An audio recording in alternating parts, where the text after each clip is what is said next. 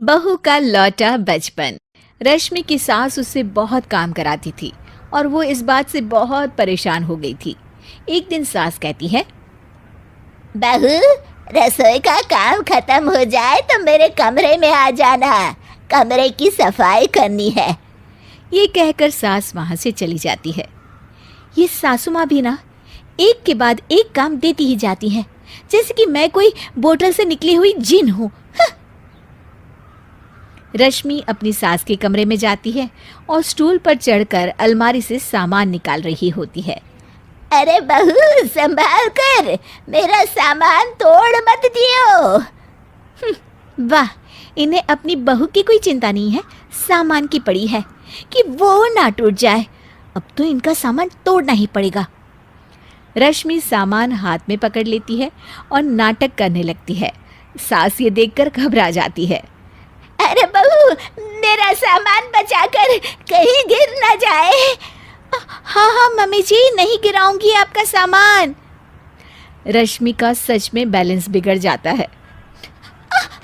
अरे मेरा तो सच में बैलेंस बिगड़ रहा है। रश्मि स्टूल से नीचे गिर जाती है और उसका सर बेड से लग जाता है। रश्मि के सर में दर्द हो रहा होता है। वो बेहोश नहीं हुई होती है, लेकिन वो आंखें मूंद कर पड़ी रहती है। ये देखकर उसकी सास घबरा जाती है। अरे बहू, ठीक तो है ना? तू बोलती क्यों नहीं बहू? ये अच्छा मौका है, बेहोशी का नाटक कर लेती हूँ, काम से तो बच जाऊंगी।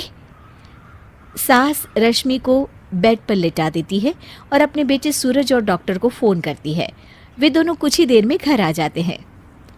सर पर चोट आने की वजह से ये बेहोश हो गई है। मैं कुछ दवाइयाँ लिख कर देता हूँ, ये मंगा लीजिएगा। उफ, वो ठीक हो जाऊंगी तो फिर से काम करना पड़ेगा। क्या करूं? अरे हाँ, ऐसी तरकीब निकाली है जिससे काम भी नहीं करना पड़ेगा और मेरी प्यारी सासू माँ को भी सबक सिखाने का मौका मिल जाएगा। डॉक्टर चले जाते हैं और रश्मि होश में आती है। तब वो बच्ची बनकर याददाश्त खोने का नाटक करने लगती है।